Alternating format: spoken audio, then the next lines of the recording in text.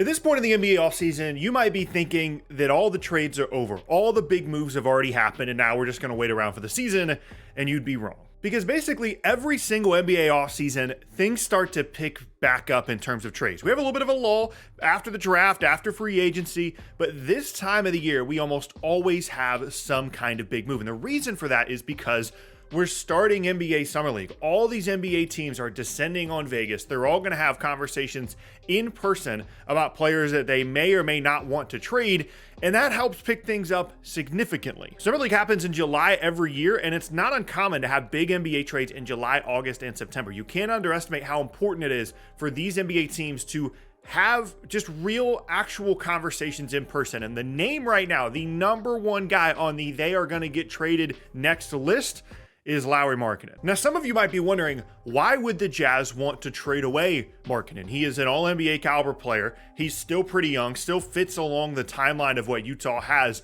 going there in terms of talent. And they're going to be able to sign him to a new contract extension soon, so there's no real risk of him leaving. Well, there's one big reason. Utah doesn't have full control over their 2025 first-round pick. They owe it top 10 protected to the Oklahoma City Thunder. And Lauri Markkanen, although he's not, one of the 5 best players in the league or anything, he's certainly capable, as he's shown over the last few seasons in Utah, of raising the floor of this team above potentially being in the top 10 of the draft next year. And if Utah ends up conveying that pick, it is a complete disaster. So they're trying to be legitimately bad, not to mention the fact that they're going to be able to get really good value out of Markkanen. So the expectation is that this week, as NBA Summer League is going on, Danny Ainge, these other GMs are going to be there. They're going to be having conversations around what exactly it would take to get Lauri Markkanen out of Utah. And there are 2 main teams that are getting thrown around as real possibilities for Markkanen. First and foremost are the Golden State Warriors, a team that has been very active in trade discussions this offseason. They tried to get Paul George, and Markkanen seems to be pretty high on the list for them as well. They view him as an ideal fit in the front court alongside Draymond Green. He provides them great spacing and is a nice kind of in-between option for them in terms of someone that's really good and is going to help Steph now, but also will still be good in a few seasons when Steph either retires or just isn't even remotely close to the same kind of guy. In contrast to someone like Paul George that fits exactly on the Steph Curry timeline, Markkanen in the Warriors' eyes might actually be a better fit because he is younger. And in terms of trade packages, things get pretty crazy for Golden State because the reports basically are that Jonathan Kuminga has to be in the deal. You got to keep in mind, this is Danny Ainge that you're dealing with. He's going to ask for everything he possibly can. And I find it hard to believe that he's going to end up trading away Lauri Markkanen and not get Jonathan Kuminga in return. And for Golden State, they don't want to give up Kuminga. I wouldn't want to give up Kuminga. He's extremely good, but one of the reasons that they're looking at making trades is because the way their roster is constructed is a little bit iffy in terms of floor spacing between Kuminga, Draymond, a traditional center, Wiggins, all these other guys. Like, Steph's a great shooter, but Markkanen would fit better within the lineup they currently have than someone like Kuminga would.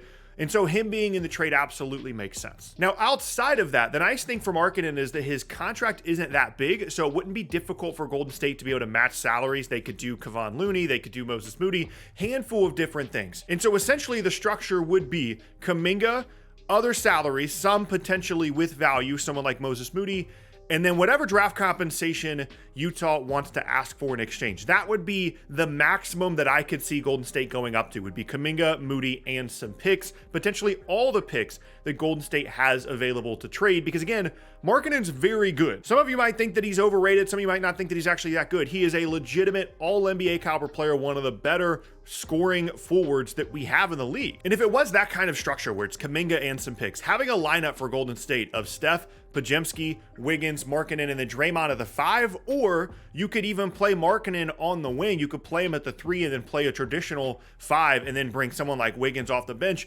That really helps their starting lineup and is a trade that I think Golden State is very motivated to make. But the other team that absolutely has to be mentioned here is the San Antonio Spurs, because they are always going to be involved anytime there is a player of Markkanen's caliber available on the trade market over the next couple of seasons. The San Antonio Spurs are going to be involved. There's already reports and rumors about how players around the league want to play with Victor Wembanyama. They realize the potential that this guy has in the long term. You have Greg Popovich there. You have some interesting young players there, and San Antonio is just going to be involved. It's kind of like how Oklahoma City has been involved over the last couple of seasons, just because of the sheer number of assets that they have and the trajectory of their team. They're just going to continue to get mentioned. And Markkanen, again, similar to what's happening with Golden State, is kind of perfect in terms of his age and what he provides. He's good enough that he can already, help San Antonio potentially push for 35, 40, maybe even more than that wins this upcoming season and give them a little bit more of an immediate, win now push alongside Wemby. But it's not like he's 30, 32 years old where he's going to decline. If Wemby continues to improve, him and Markkanen should be at their relative peaks at about the same time, which again makes him an ideal target for a team like San Antonio. And similar to the Warriors situation, there's a player on the Spurs roster that it seems like would be essential to any Markkanen trade, and that would be Devin Vassell. Devin Vassell is an extremely good fit in San Antonio as a wing creator, guy that can guard as well, and just fits really well with their team. But that's also why Utah would want him, and he's not at the point yet in his career where he would be so good that he would, push Utah over the top in terms of, getting 30 to 35 wins. Same thing with Kuminga. Like, these guys are not as good as Markkanen right now, so they fit perfectly in this concept of let's make sure we don't give away our first round pick next year. And I think Devin Vassell almost has to be in the deal, similar to the way Kuminga almost has to be in the deal if you are Utah. There are some other constructions that would work, whether it be Keldon Johnson and a ton of picks, but if San Antonio doesn't want to give away any of their own picks, which I would presume they would not want to, they could certainly build a structure around Devin Vassell and a handful of these other picks that they have from other teams, maybe get some other pieces back from Utah as well to help them win.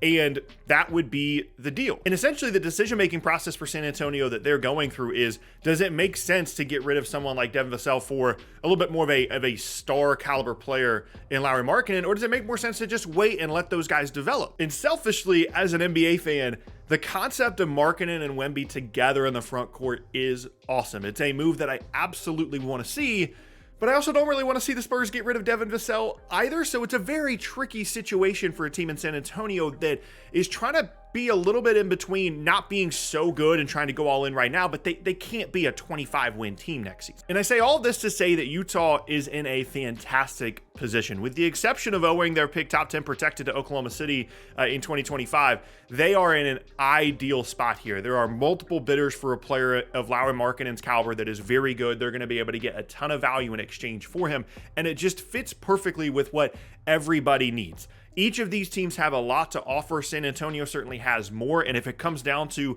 Danny Ainge just wanting to get the most possible out of the deal, the Spurs are in pole position to get Lauri Markkanen if that is a decision that they make. And I would anticipate that before the summer is over, and certainly before the trade deadline next year, Lauri Markkanen is on a different team. The one main wrinkle to this is that he is extension eligible. He's underpaid right now, and if he signs an extension with Utah this summer, he cannot be traded again He cannot be traded until the trade deadline in February. So that will put a hard stop on any Lauri Markkanen trade possibilities if he signs an extension. And of course, if he ends up on a new team, they would already have negotiated an extension to make sure they're not losing him for nothing as well. So a lot of moving pieces between all of this. But with Summer League coming up, with the rumors that we're getting around Markkanen, with the trade packages possible for Golden State and San Antonio, I truly think this is something that is going to happen here pretty soon.